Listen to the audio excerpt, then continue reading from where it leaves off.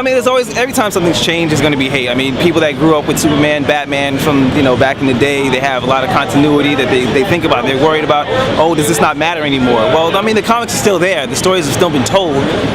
There's an entirely new generation of kids that don't read comics because they walk into a comic book shop and they see 700 on the, where do I start? So now you start fresh, everybody's at number 1. The stories are still going to be good. It's still basically the same characters. It's just starting over so other people can join in the fun. I'm not that upset about it like a lot of other fans are.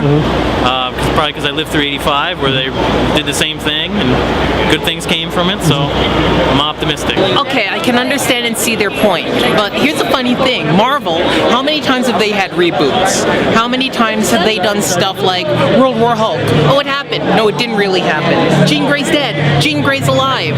This sort of thing, Everyone buys the freaking, what is it, that Fantastic Four where Johnny Storm died, and they already announced he's coming back? This, what is it, fall, Christmas or something? That he's coming back? It's like, really? DC needs to get back on top. DC has some very good storylines, some very good titles, from Power Girl to Birds of Prey. But no one was buying. How many people, everyone talks about Wonder Woman, oh my god, she's wearing pants. How many people bought the Wonder Woman title in the last, 2-3 years? Rise of the Olympian, the Holocaust storyline. Even before she had pants, where was the love? Where was the appreciation? I didn't see that, and obviously DC didn't, from the fact that Power Girl sales, for example, Power Girl's a great title. Love Adam Hughes covers, but the sales have been going down, it didn't even break 20,000 anymore. He's gonna get mad. Not even in the top 50, not even, I think Power Girl was in the top 100. It's the thing I said to people after the new Star Trek film in 2009.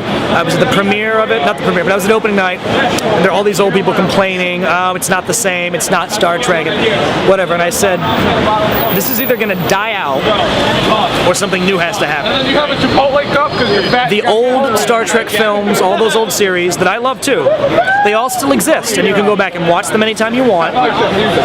They're still there. All this reboot does is ensures that there will be more Star Trek.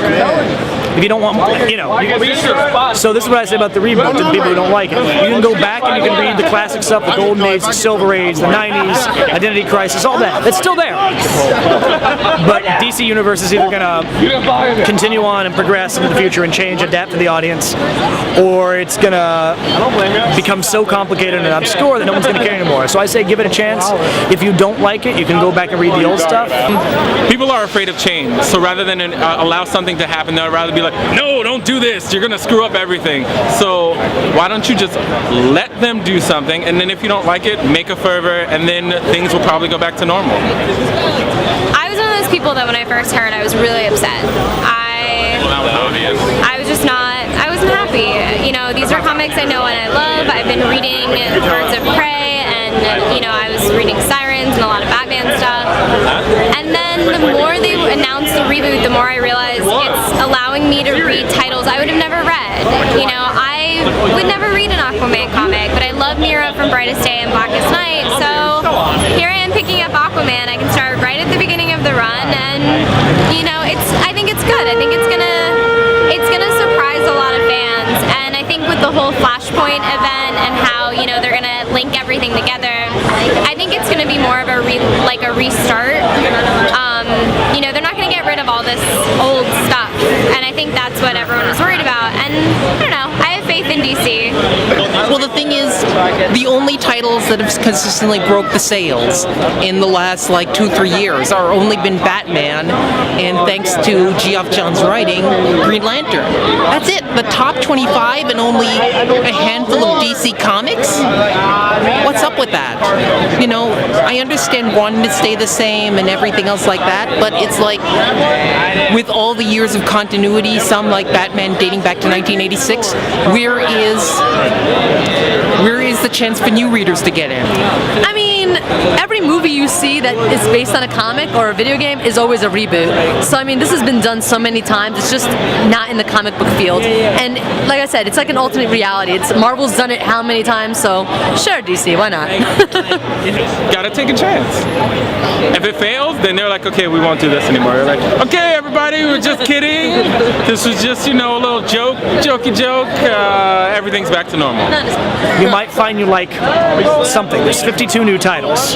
Surely one of them You're talking old school. will be good enough to meet your requirements. I mean, I don't have the money to buy all 52 either. But, you know, give it a chance. Give something tried and true a chance, like Wonder Woman and Batman. And, you know, don't, because these are artists and authors that are trying to do this. It's not just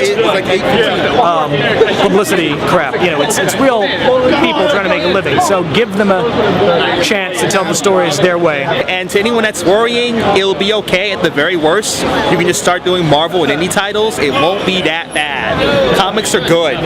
Comics are fun. Have fun with them.